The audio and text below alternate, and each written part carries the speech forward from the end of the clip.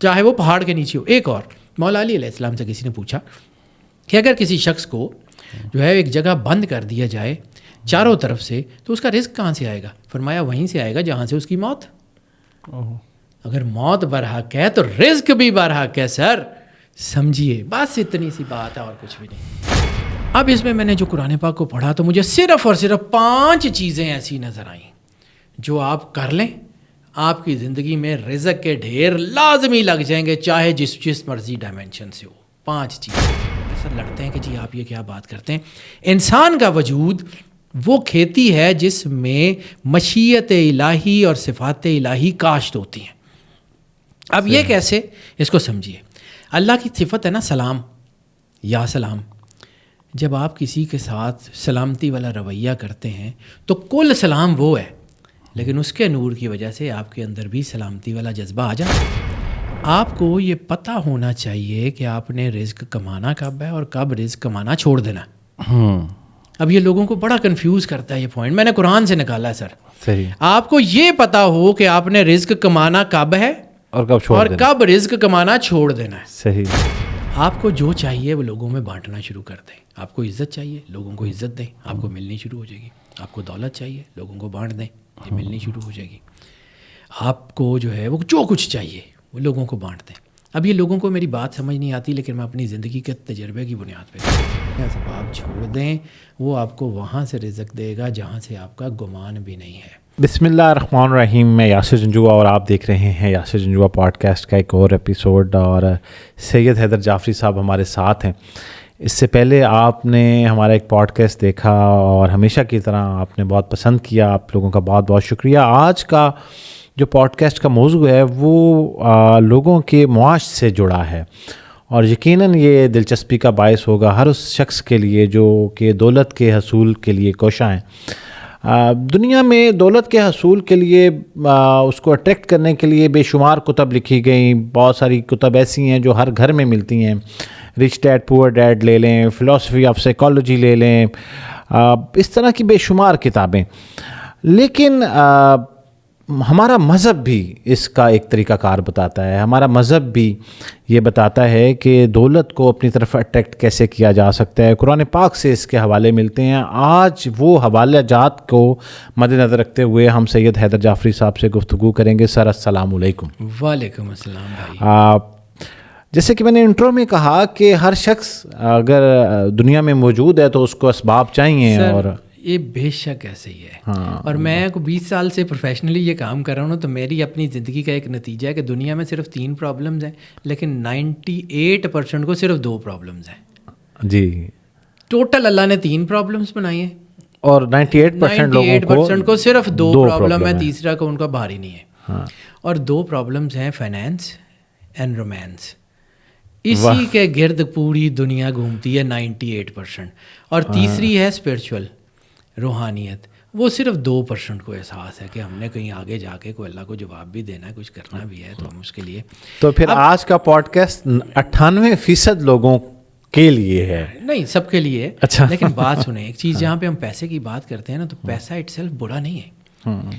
پیسہ ضروری ہے، یعنی آپ نے اللہ کے راستے میں خرچ کرنا ہے. جی جی جی جی. تو آپ کے پاس سرپلس ہے تو خرچ کریں گے. اگر آپ کے پاس سرپلس نہیں ہے تو آپ خرچ کیسے کریں گے؟ اللہ کے راستے میں کیسے دیں گے؟ جی بالکل. آپ کے پاس آپ کی ضرورت بالکل مجبوری میں پوری کرتا ہے وہ پیسہ، اللہ کے راستے میں کیسے دیں گے؟ کمانا پڑے گا. ایک حدیث سے شروع کرتا ہوں، سوری اب بعد میں آپ کو بات کرتے ہیں، لیکن میں وہ روک دیتا ہوں. ایک حدیث سرور انبیاء صلی اللہ علیہ وآلہ وسلم، مجھے صحابی کا نام بھول رہا ہے، وہ بوڑھا ہو گیا ہوں، سر اب چیزیں بھول جاتی ہیں. جناب کعب ہیں یا جناب سعید ہیں، دونوں بہت امیر صحابی ہیں، بہت زیادہ. اب رسالت مآب سرور انبیاء صلی اللہ علیہ وآلہ وسلم کے پاس وہ جو صحابی ہیں، مجھے نام ذہن میں نہیں ہے، میں اس لیے غلط کوٹ نہیں کرنا چاہتا، وہ آپ کو آ کے بیٹھ جاتے ہیں، رسالت مآب کی باتیں سنتے ہیں. رسالت مآب سے شدید ترین محبت کرنے والے آدمی، شدید محبت کرنے والے آدمی ہیں رسالت مآب کے گرد. رسالت مآب نے انہیں کہا کہ جاؤ تجارت کیوں نہیں کرتے؟ تو انہوں نے کہا یا رسول اللہ میرے پاس بہت پیسہ ہے، میری زندگی آسانی سے گزر جائے گی، میں آپ کے پاس بیٹھ کے آپ کی باتیں سننا چاہتا ہوں. تو جو جملہ ہے سرور انبیاء صلی اللہ علیہ وآلہ وسلم کا، جس کے اوپر مشکات شریف میں بھی، مشکات شریف کا مطلب ہے متفق، مسلم اور بخاری کی متفق حدیث. صحیح. اور اس کے علاوہ امام احمد ابن حنبل نے اس کے اوپر بڑا زبردست کام کیا ہے. اس میں جو ہے وہ باب الرزق کے نام سے اس نے بڑی کمال کی، جس کے اوپر بہت زبردست حاشیہ بھی لکھا اور بڑی خوبصورت تفسیر بھی کی ہے. آپ نے کہا کہ تمہارے پاس پیسہ ہے، لوگوں کے پاس نہیں ہے، لوگوں کے لیے کماؤ. تمہارے پاس پیسہ ہے، لوگوں کے پاس نہیں ہے، لوگوں کے لیے کماؤ. اس کا مطلب کیا ہے کہ آپ نے اپنے بچوں کا تو کرنا ہی کرنا ہے، لوگوں کے بچوں کا احساس کریں. رزق کیسے آتا ہے؟ میں نے ساری زندگی قرآن پاک پڑھی. آپ نے ایک کتاب کا ذکر کیا، رچ ڈیڈ پور ڈیڈ. پھر ایک اور ہے ون اپ آن میرا خیال ہے اس کا وال اسٹریٹ، ون اپ آن وال اسٹریٹ ہے. پھر انٹیلیجنٹ انویسٹر ہے. پھر بہت ساری کتابیں ہیں. لیکن کائنات کی سب سے خوبصورت کتاب میرے عقیدہ کے مطابق تو چلو ہوگی، لیکن دنیا کی ریسرچ کے مطابق بھی دنیا کی سب سے خوبصورت کتاب ہے وہ ہے قرآن پاک. اللہ کہتا ہے کوئی خشک کوئی تر ایسا نہیں ہے کہ جس کا ہم نے ذکر اس کتاب میں نہ کیا ہو. تو اللہ نے فائنینشیل مسائل کے حل کا کوئی نہ کوئی طریقہ تو اس کتاب میں دیکھا ہوگا.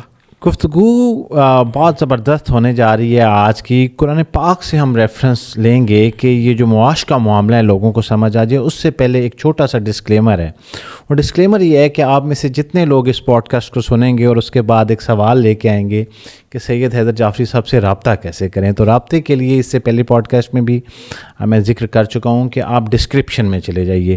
اس ڈسکرپشن میں ایک نمبر ہے. یہ جو نمبر ہے یہ سید حیدر جعفری صاحب کی ٹیم کا نمبر ہے، ہمارا نمبر نہیں ہے. مطلب یاسر جنجوعہ پوڈ کاسٹ کی ٹیم کا نمبر نہیں ہے، یہ سید حیدر جعفری صاحب کی ٹیم کا نمبر ہے. اس ٹیم سے کوئی آپ سے کنیکٹ ہو جائے گا اور پھر جو بھی پروسیجر ہوگا یہ آپ کو گائیڈ کر دیں گے، اور اس گائیڈنس کو لیتے ہوئے آپ سید حیدر جعفری صاحب سے کنیکٹ ہو سکتے ہیں. اب ہم گفتگو کی طرف جاتے ہیں. یہ میں اینڈ پہ اس لیے نہیں کرتا کیونکہ لوگ مڈل میں پوڈ کاسٹ کو روکتے ہیں اور وہ اس طرف چلتے ہیں کہ جعفری صاحب سے رابطہ کیسے ہو سکتا ہے. سر بڑا عام سا آدمی ہوں جی، میں ہیومنلی جو کر سکتا ہوں اس کے لیے حاضر ہوں، باقی اللہ کی مرضی. جی اچھا شروع یہاں سے کرتے ہیں. جیسے آپ نے کہا کہ ابھی آپ ذکر کر رہے تھے بکس کا، اور ان بکس میں بھی ہم نے پڑھا کیونکہ میرا بھی تعلق پڑھنے پڑھانے سے رہتا ہے. ایک چیز بڑی اہم ہے آج کے دور حاضر میں، ہم ایک چیز آبزرو کرتے ہیں، وہ یہ ہے کہ ہم کسی کے پاس جب مال دیکھتے ہیں، کسی کو اس کی بہتر زندگی گزارتے ہوئے دیکھتے ہیں، تو نہ جانے کیوں حسد، کینہ، بغض جو ہے وہ ہمارے دلوں میں جنم لینا شروع کر دیتا ہے. کیا میکنزم ہے کہ ایسے لوگ جو اس قسم کے کسی ڈس آرڈر میں چلے جاتے ہیں وہ پھر چیلنج فیس کرتے ہیں اپنی ذات کے اندر فائنینس کا؟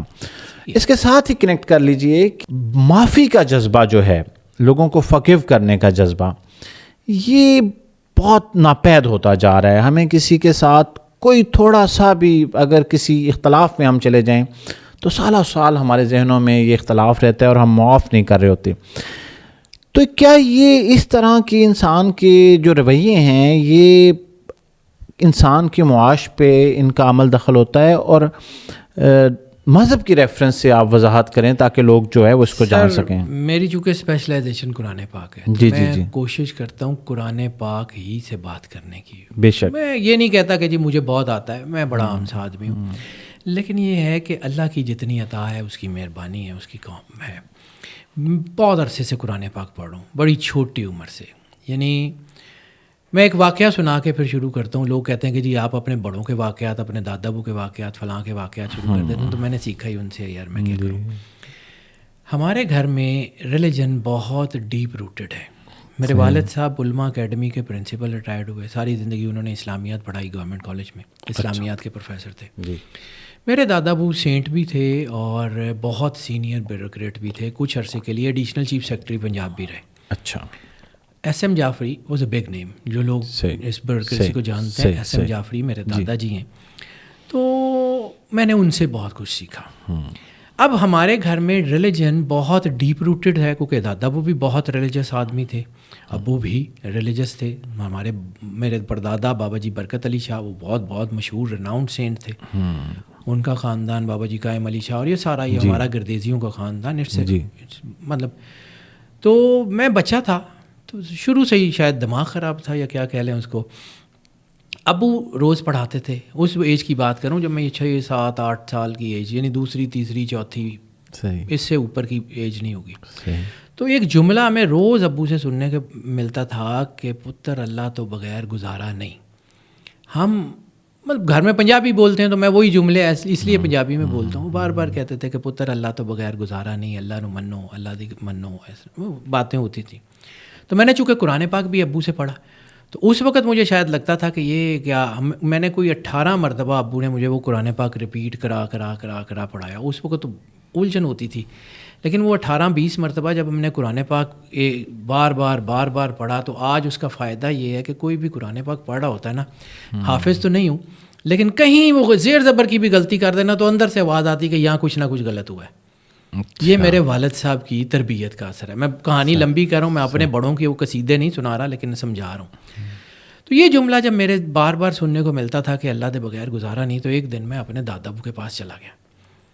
میں نے کہا دادا ابو روز کہندے نے, پنجابی میں اس لیے بتاؤں گا کہ وہ جو میرا جو ہے نا وہ جملے برباد ہو جائیں گے. ابو روز کہندے نے کہ اللہ تو بغیر گزارا نہیں, تو پھر یہ جڑے اللہ نو نہیں مانتے مردے کیوں نہیں؟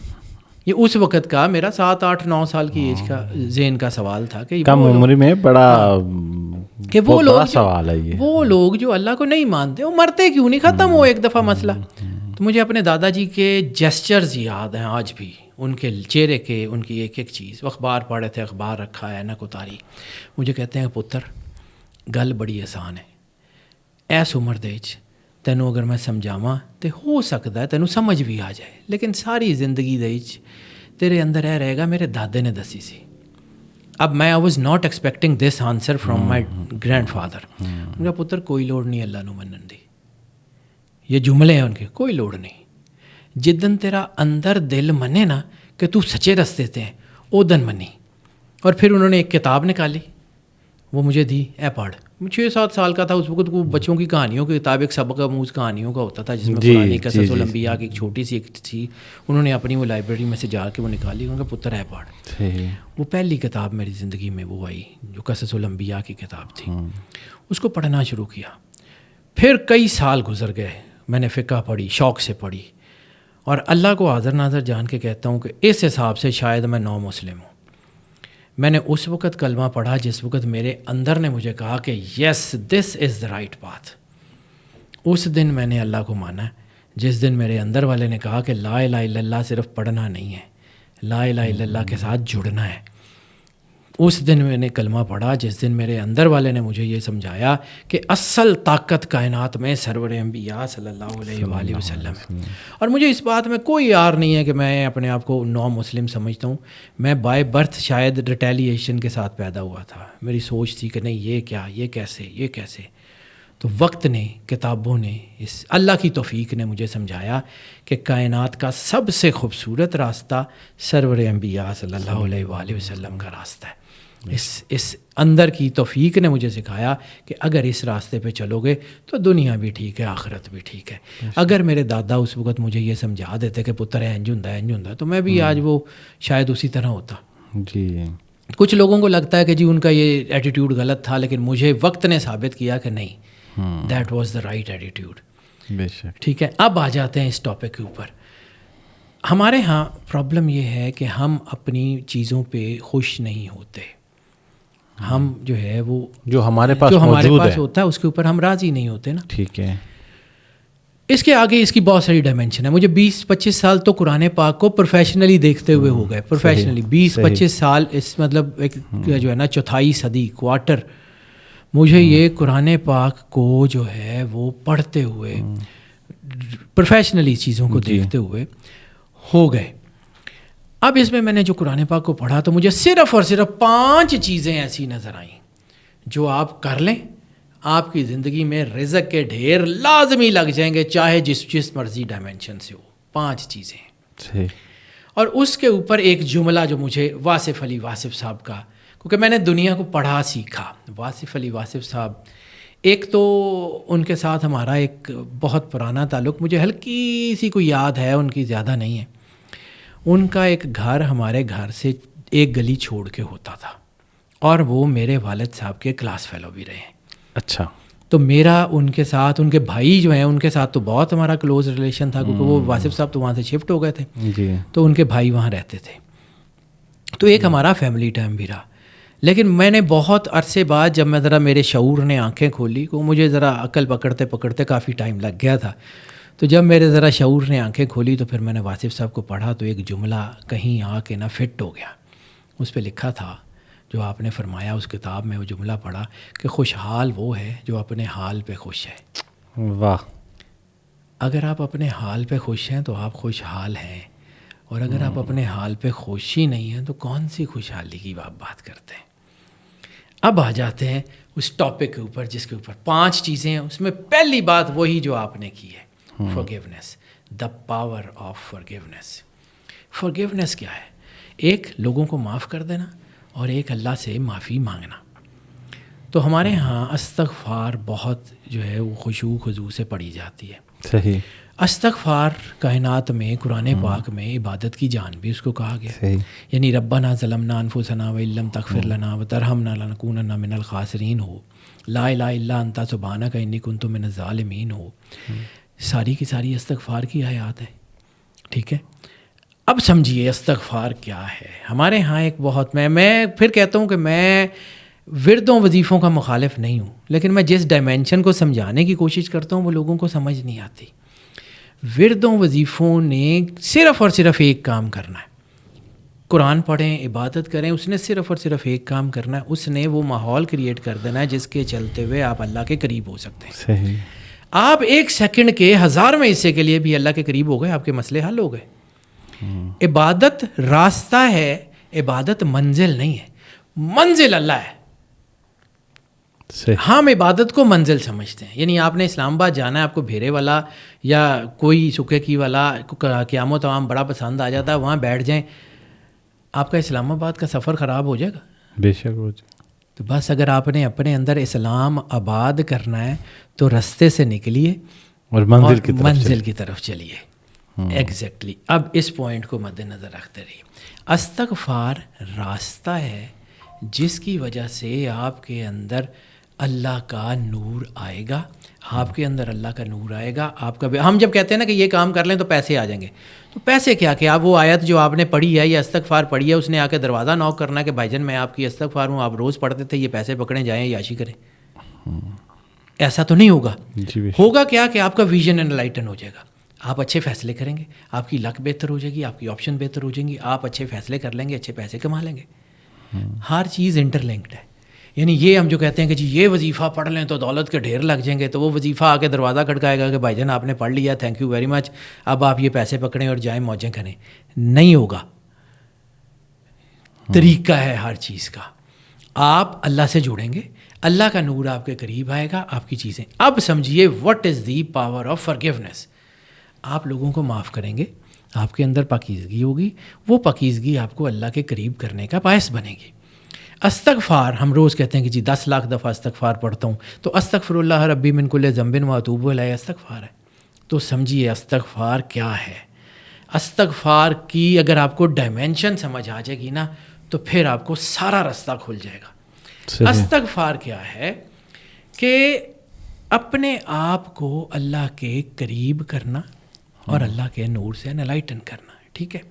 اپنی کم مائگی کا، اپنے کچھ نہ ہونے کا، اپنے ظالم ہونے کا اقرار کرنا اور اللہ کے سامنے جانا. اچھا راستہ کہاں سے ملے گا؟ قرآن پاک سے. جی. تو قرآن پاک کائنات کی سب سے بڑی کتاب ہے. کس پہ اتری؟ کائنات کی سب سے بڑی شخصیت سرور انبیاء صلی اللہ علیہ وآلہ وسلم پہ.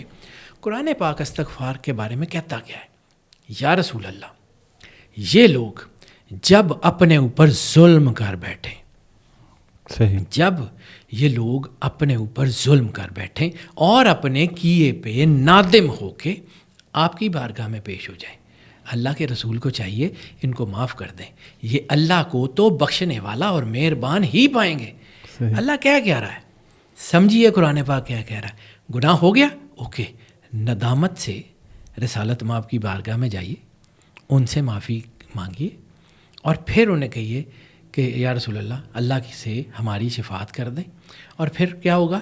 اللہ کو تو بخشنے والا مہربان ہی پائیں گے. سمجھیے رسالت مآب کو، سمجھیے اس نور کو، سمجھیے اس کلمے کو. لا الہ الا اللہ آپ کی نجات کی ضمانت نہیں ہے. لا الہ الا اللہ پڑھنے کے بعد بھی اگر خاتم النبیین سرور انبیاء صلی اللہ علیہ وآلہ وسلم کے بارے میں 1 سیکنڈ کے کروڑویں حصے میں بھی کوئی چیز ہو گئی، ختم ہے. رسالت مآب سرور انبیاء صلی اللہ علیہ وآلہ وسلم کی ذات. اور ندامت کو سمجھیے. جہاں عبادتیں ختم ہو جاتی ہیں وہاں ندامتیں راستہ نکال لیتی ہیں. جہاں عبادتیں اپنا وجود کھو بیٹھتی ہیں وہاں ندامتیں اللہ کے قریب کر دیتی ہیں. ندامت کو سمجھیے. ندامت کیا ہے؟ دین کو سمجھیے، فارگیونیس. اور پھر میں لوگوں کو یہ کہتا ہوں، لوگوں کو یہ بات سمجھ نہیں آتی، استغفار کی تسبیح نہ منکوں پہ پڑھی جاتی ہے نہ ہاتھ کی پوروں پہ پڑھی جاتی ہے. استغفار کی تسبیح آنسوؤں پہ پڑھی جاتی ہے. جس وقت آپ کو یہ احساس ہوتا ہے کہ مالک غلطی ہو گئی، مالک غلطی ہو گئی، مالک معافی دے دے. اچھا سمجھیے، پھر صرف کیا کر کے ہی گناہ کر کے ہی توبہ کرنی ہے؟ آدم علیہ السلام نے تو گناہ کیا نہیں تھا. آدم علیہ السلام کے بننے سے پہلے اللہ نے فیصلہ کر لیا تھا انی جاعل فی الارض خلیفہ. ابھی تو سجدہ بھی نہیں ہوا تھا. آدم علیہ السلام میں روح پھونکی نہیں گئی تھی. اللہ نے فیصلہ کر لیا تھا کہ انی جاعل فی الارض خلیفہ. پھر آدم علیہ السلام اس بات میں حق بجانب ہوتے اگر وہ کہتے کہ مالک تو نے فیصلہ کیا ہوا زمین پہ بھیجنے کا اور تو کہتا ہے کہ یہ تو نے غلطی کر لی ہے تو اب نیچے اتر جاؤ. نہ ہوتے ہوئے بھی، گناہ نہ ہوتے ہوئے بھی آدم علیہ السلام نے کیا کہا؟ ربنا ظلمنا انفسنا وان لم تغفر لنا وترحمنا لنکونن من الخاسرین. کہ مالک تو نے معافی نہیں نہ دی تو کام خراب ہو جائے گا، ہم ظالموں میں سے ہیں، ہم نے غلطی کر لی. یونس علیہ السلام نبی ہیں اور معصوم عن الخطا ہوتا ہے. مچھلی کے پیٹ میں چلے گئے، مشیت الہی تھی. کہہ دیتے مالک مشیت الہی میں کیوں؟ لا الہ الا انت سبحانک انی کنت من الظالمین.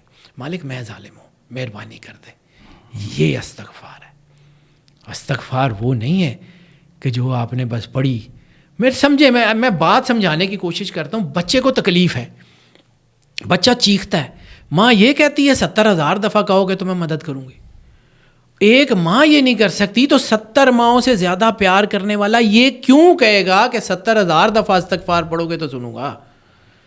بات یہ ہے کہ آپ ایک دفعہ استغفار پڑھنے سے اللہ کے قریب نہیں ہوتے. آپ کے اندر وہ یکسوئی نہیں ہوتی. بعض اوقات ایک لمحے میں دعا قبول ہوتی ہے اور بعض اوقات ساری زندگی نہیں ہوتی. اپنی کمی ہے، اللہ میں کمی نہیں ہے. اپنی کمی ہے. اپنے آپ کو دیکھیں. من عرف ربہ من عرف نفسہ فقد عرف ربہ. اپنے آپ کو دیکھیں، اپنے اندر کمی ہے. یہ استغفار اتنی بڑی طاقت ہے کہ آپ کو قریب کر دیتی. اب سنیں سورہ نو آیت 10، 11 اور 12. سورہ نو، ٹھیک ہے، 10، 11 اور 12. اللہ کیا کہتا ہے نوح علیہ السلام سے؟ اب نوح علیہ السلام کو سمجھیے. نوح علیہ السلام کی 930 سال سے لے کے 970 سال کی صرف تبلیغ ہے. لوگ 950 کہتے ہیں، 930 کہتے ہیں، 970 کہتے ہیں، لیکن ظاہری سن مبارک آپ کا ان سے بہت زیادہ ہے، عمر مبارک بہت زیادہ ہے، صحیح. لیکن 930 سال صرف تبلیغ کا ٹائم ہے. 930 سال میں اللہ نے جو ان کو ایک طریقہ بتایا جس کا ذکر قرآن پاک سورہ نوح میں اللہ نے کیا. ہم نے کہا نوح سے ان لوگوں سے کہہ دیجئے کہ اے لوگو تم اپنے رب سے استغفار کرو، اللہ سے معافی مانگتے رہو، وہ بڑا معاف کرنے والا ہے. وہ تم پہ موسلا دھار بارش بھیجے گا، وہ تمہاری مدد کرے گا تمہارے مال سے اور تمہاری اولاد سے. وہ تمہارے لیے باغات بنا دے گا اور تمہارے لیے نہریں جاری کر دے گا. اب نوح علیہ السلام کا معاشرہ سمجھیے وہ ہے ایگریکلچرل معاشرہ. وہاں پہ دولت ملتی ہے کھیتی سے، پانی سے، نہروں سے، اور آپ کو جو ہے وہ ہیومن ریسورس ملتا ہے اولاد سے. اللہ کیا کہہ رہا ہے؟ استغفار کرو، میں تمہاری معیشت کے سارے دروازے کھول دوں گا. استغفار کرو تو میں میرے پہ بارش بھیجوں گا تمہاری اولاد سے، بیٹوں سے، اور تمہارے مال سے تمہاری مدد کروں گا، یعنی تمہارے مال میں برکت ڈال دوں گا اور تمہارے لیے باغات بنا دوں گا. اب یہ برکت کیا ہے؟ برکت سمجھیے. برکت کے جو ہے وہ مقدار کی یا تعداد کی محتاج نہیں ہوتی. برکت ڈال دوں گا، برکت کیا ہے؟ برکت تعداد کی محتاج نہیں ہے. یعنی فرض کیا آپ نے کوئی چیز لینی ہے، وہ 800 روپے کی آتی ہے. صحیح. آپ کو موقع مل گیا کسی ایسی جگہ پہ جانے پہ، یہاں پہ سیل لگی ہوئی ہے 80%، آپ نے جہاں پہ وہ ایک چیز لینی تھی وہ آپ کو 80% ڈسکاؤنٹ پہ مل گئی اور آپ نے اس کے ساتھ 2 چیزیں اور لے لیں۔ اللہ نے برکت ڈال دی، تھوڑے پیسوں نے زیادہ چیزیں ایکوائر کر لیں۔ صحیح۔ برکت کو سمجھیے، برکت ہوتی کیا ہے؟ یہ جو استغفار ہے نا، جس کا میں نے شروع میں ذکر کیا، جب آپ یہ پڑھتے ہیں نا تو آپ کا دل نرم ہوتے ہیں۔ تو فصل سمجھیے، ہل چلانے سے زمین نرم ہوتی ہے، اور جب ان کے اوپر جو ہے وہ قرآن پڑھا جاتا ہے تو زمین کا سینہ نرم ہو جاتا ہے۔ آپ کے اندر بھی زمین ہے، آپ بھی مٹی سے بنے ہیں، آپ کا امپیکٹ بھی مٹی کا ہے۔ جب قرآن پڑھا جاتا ہے تو زمین کا، مٹی کا سینہ نرم ہو جاتا ہے۔ جب آپ کا وہ سینہ نرم ہوتا ہے تو آپ کے اندر اللہ کے جو ہے وہ صفات کی کھیتی ہوتی ہے۔ میں یہ جملہ کہتا ہوں تو لوگ میرے ساتھ لڑتے ہیں کہ جی آپ یہ کیا بات کرتے ہیں۔ انسان کا وجود وہ کھیتی ہے جس میں مشیت الہی اور صفات الہی کاشت ہوتی ہیں۔ اب یہ کیسے، اس کو سمجھیے۔ اللہ کی صفت ہے نا سلام، یا سلام۔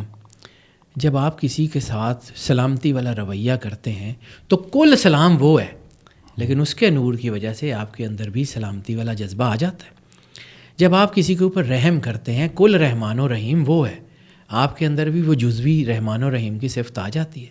جب ماں بچے کی پرورش کرتی ہیں تو کل پروردگار وہ ہے، وہ پرورش کا جذبہ آپ کے اندر آ جاتا ہے۔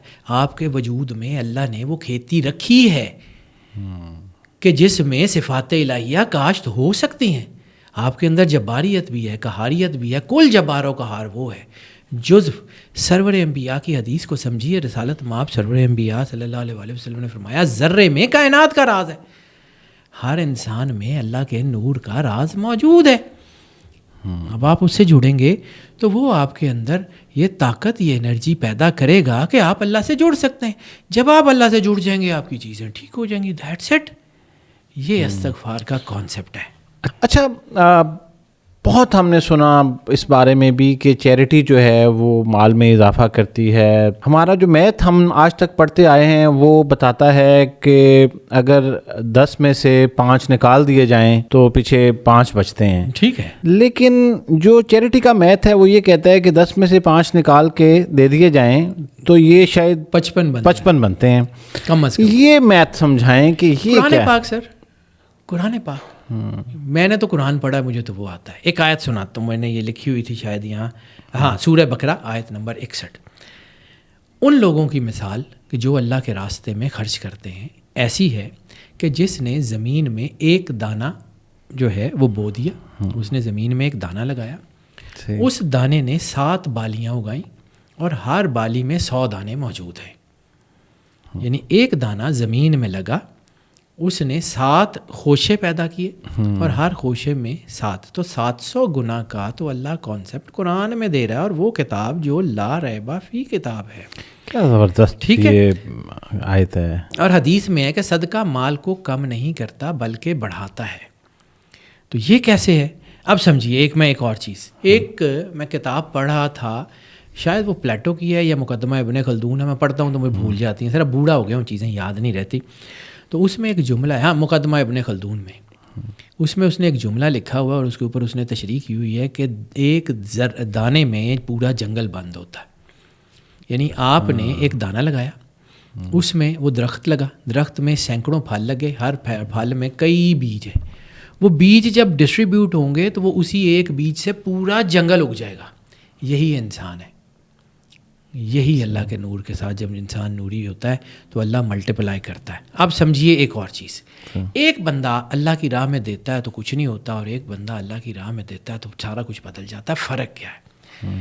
یہ وہ چیریٹی کا کانسیپٹ ہے۔ میں اس کو تھوڑا سا ایلیبریٹ کرتا ہوں۔ جی ایک بندہ ہے، اس کی کل پونجی 2 روٹیاں ہیں، کل زندگی کی پونجی 2 روٹیاں ہیں۔ 2 روٹیوں میں سے اس نے 1 روٹی اللہ کے راستے میں دے دی، یعنی اپنی 50%، اپنی کل پونجی کا 50% اس نے اللہ کے پاس، اللہ کے راستے میں دے دیا۔ صحیح۔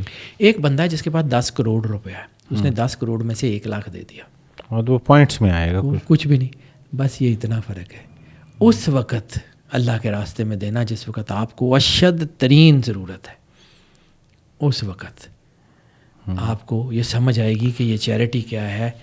یہ چیریٹی کتنی اہم ہے. یعنی ایک بندے نے اپنی زندگی کی جو ہے وہ آدھی کمائی اللہ کے راستے میں دے دی. اچھا، جب ہم اللہ کے راستے میں کہتے ہیں تو اب یہ ایک بڑا دلچسپ مقدمہ ہے. ہم سے انتخاب نہیں ہو رہا ہوتا. اللہ انتخاب کرتا ہے کیا؟ اللہ تو بے نیاز ہے، وہ جس کو چاہے دے، لیکن ہم کیونکہ انسان ہیں تو ہم میں سے اکثر لوگ جو ہے وہ کوالیفیکیشن کے سرٹیفکیٹ سے نہیں نکل رہے ہوتے ہیں. میں عرض کروں چلیں پھر لوگ کہتے ہیں کہ جی آپ اپنے دادے اور اپنے باپ کی کہانیوں سے باہر نہیں نکلتے. میرے بھی بڑے سارے دوست کہتے ہیں کہ کی ابا جی دیاں کہانیاں سناتے ہو، لیکن میں نے سر سیکھا ہے. شکر الحمدللہ جس بچپن میں نے آنکھ کھولی تو ہم ذمہ دار لوگ بھی تھے. دادا وہ بہت سینئر بیوروکریٹ تھے، ابو بھی پروفیسر تھے، تو پیسے کی ہمیں کبھی کوئی کمی نہیں رہی بچپن میں. اس دور میں 100 کا نوٹ بہت بڑا ہوتا تھا، تو سارے لوگ چیریٹی کرتے تھے. ابو بھی ہمارے گھر تھا کہ چلو دادا ابو کے پاس بھی لوگ آ جاتے تھے، کوئی ایسے آ جاتا تھا، کوئی ایسے آ جاتا. تو ایک دن میں نے دادا ابو کو جا کے کہا کہ دادا ابو وہ بندہ آیا سی تو میں انہوں 100 روپیہ دیتا. اس دور میں 100 روپے کا نوٹ بہت بڑا، آج سے 40 سال 45 سال پیچھے 100 کا نوٹ بہت بڑا نوٹ ہوتا تھا. میں انہوں 100 روپیہ دیتا. تو میرے دادا جی نے مجھے ایسے کر کے دیکھا، اور جیسے انسان اریٹیٹ نہیں ہوتا تو کہتے پتر ضائع ہی کیتا ہی. اچھا وہ کیوں؟ میں کہا دادا وہ کی مطلب؟ انہوں نے کہا پتر اللہ دے رستے اونا دئیدا ہے کہ تانوں بھول جائے. جے تینوں یہ یاد رہ گیا نا کہ میں 100 روپیہ دیتا ہے تو آسان سمجھ رہے ہیں تو پتر ضائع ہو گئے. اس دن سے مجھے سمجھ آئی کہ اتنا دے. مولا علی علیہ السلام کا فرمان ہے کہ اللہ کے راستے میں کم دینے سے مت شرماؤ. اللہ کو خالی ہاتھ لوٹانا پسند نہیں ہے. ہم اللہ نہیں ہیں، ہم سب کے لیے پورے نہیں اتر سکتے، ہم سب کو رزق نہیں دے سکتے. جیسے حضرت سلیمان علیہ السلام اتنی بڑی بادشاہی، اور جب انہوں نے کہا کہ یا اللہ میں تیری مخلوق کو کھانا کھلانا چاہتا ہوں، تو اللہ نے کہا کہ سلیمان تم نہیں کر سکتے، تم نبی ہو. انہوں نے کہا نہیں میں چاہتا ہوں کہ میں کروں، میں تیری ساری مخلوق کو کھانا کھلانا چاہتا ہوں. اللہ نے کہا اچھا اتنی بڑی بادشاہی ہے، رزق اکٹھا کرو، سال پورا رزق اکٹھا کرو. حضرت سلیمان علیہ السلام کی بادشاہی سمجھتے ہوئے کہ جنات یہ وہ سارے کتنا کا رزق اکٹھا کیا ہوگا. اب اسرائیلیات میں یہ واقعہ ہے کہ کچھ لوگ کہتے ہیں کہ 40,000 یا کچھ لوگ کہتے ہیں 4,000 بڑے شپس تھے جس میں رزق لوڈ کیا ہوا تھا، اور کچھ لوگ کہتے ہیں کہ ایک بہت بڑی وادی تھی جس میں سارا رزق تھا اور جنات نے اس وادی کو اٹھایا ہوا تھا. اللہ نے حضرت سلیمان کو کہا سمندر پہ لے جاؤ. ایک مچھلی بھیجی، وہ رزق ڈالتے تھے تو کھا جاتی تھی، ڈالتے تھے تو کھا جاتی تھی. وہ سارا رزق جو حضرت سلیمان علیہ السلام نے سارے سال میں اکٹھا کیا تھا ایک ہی مچھلی کھا گئی. حضرت سلیمان علیہ السلام جانوروں سے باتیں کرتے تھے نا، ان کا کتنا کھاتی ہو تم؟ تو اس نے ایسے دیکھا، اسرائیلیات کا واقعہ، اس نے دیکھا سلیمان تم اللہ بننے کی کوشش کرتے ہو، میرا اللہ وہ ہے جو اس سے 5 گنا زیادہ رزق مجھے روز دیتا ہے، اور کبھی اس نے یہ نہیں کہا تم کیا کیسے کتنا کھاتی ہو، کوشش مت کرو. تو شاید وہ مچھلی کوئی مشیت الہی کا روپ تھی جو سلیمان علیہ السلام کو بتانے آئی تھی کہ ایسے نہیں ہوتا. ہم سب کا پورا نہیں کر سکتے، لیکن ہم کسی کا تو کر سکتے ہیں. ہو سکتا ہے کہ ہمارا دیا ہوا کسی ساری دنیا کی تقدیر بدل نہ سکے، لیکن کسی ایک کی دنیا تو بدل سکتے ہیں. ٹھیک ہے. اب تھوڑا سا میں ایک چیز بات کرتا ہوں. قرآن پاک میں سورہ حدید میں ایک آیت ہے، یہ چونکہ ٹاپک بڑا لمبا ہے میں اس کو سم اپ کرنے کی کوشش بھی کر رہا ہوں لیکن ڈائمینشن کھلتی جا رہی ہے. سورہ حدید کی آیت نمبر 11 کہ تم میں سے کون ہے جو اللہ کو قرض حسنہ دے تاکہ اللہ اس کو جو ہے وہ کئی گنا کر کے تمہیں واپس کر دے. اب یہ جو ہے نا کہ جب آپ کسی کے چہرے پہ مسکراہٹ لاتے ہیں نا تو آپ کی زندگی میں مسکراہٹ آ جاتی ہے. یہ اللہ کا وعدہ ہے جی، یہ کسی اور کا وعدہ نہیں ہے. وہ اس کا وعدہ ہے جو اپنے وعدے کے خلاف نہیں کرتا، اور یہ اس کا وعدہ ہے جس کا کلمہ پڑھ کے ہم مسلمان ہوئے ہیں اور ان کے نام کے ساتھ محمد صادق الوعد الامین لکھا ہوا ہے، سرور انبیاء صلی اللہ علیہ وآلہ وسلم. اور اللہ اپنے وعدوں کے خلاف، یہ ان کا وعدہ ہے. اب چیریٹی کی 2-3 مثالیں میں دیتا ہوں. میں نے اکثر ایک دفعہ ذکر کیا کہ چیونٹی، چیونٹی وہ چیونٹی عام سی چیونٹی نہیں جس نے جو ہے وہ حضرت سلیمان کا لشکر روک دیا تھا. اچھا، چیونٹی گزر رہی تھی، حضرت سلیمان کا لشکر روک کے آواز پڑی کان میں حضرت سلیمان نے، سورہ نمل ہے چیونٹی عام سی چیز نہیں ہے. بہرحال کم ٹو دا پوائنٹ, پھر لمبی ہو جائے گی بات. یہ وہ کام جو میں کرتا ہوں, میں لوگوں کو کرنے کو کہتا ہوں کر لیں, مجھے نہیں پتا کیا ہوگا, لیکن چیریٹی, رسالت مآب سرور انبیاء صلی اللہ علیہ وسلم اپنے وعدوں کے خلاف نہیں کرتے. آپ نے فرمایا تھا یا فرمایا ہے, فرمایا تھا کا کیا مطلب, سرور انبیاء ظاہر موجود ہیں, تو فرمایا ہے سرور انبیاء صلی اللہ علیہ وآلہ وسلم نے کہ اگر تم نے کسی ایک کو کھانا کھلایا تو میں محمد مصطفیٰ صلی اللہ علیہ وآلہ وسلم تمہارے اس دن کے رزق کا ذمہ دار ہوں. اب سمجھیے, ایک بسکٹ, باقی چیزوں کا نہیں مجھے پتا, ایک بسکٹ 5 روپے کا آتا ہے, مہنگے سے مہنگا ہوگا تو 10 روپے کا ہوگا, ایک بسکٹ صرف. ایک بسکٹ آپ صبح اٹھیں اپنے کھانا کھانے سے پہلے, اپنے کھانا کھانے سے پہلے اور اپنا ناشتہ کرنے سے پہلے, سب سے بڑی خیرات کیا ہے؟ قبلہ رو ہو کے اللہ کے راستے میں خیرات کرنا. واک کرتے ہیں نا کسی درخت کے ساتھ, واک کرتے ہوئے کسی درخت پہ جہاں چیونٹیاں ہوں ایسے جھک کے قبلہ رو ہو کے اللہ کی مخلوق سمجھ کے عزت کے ساتھ وہ بسکٹ پیش کر دیں.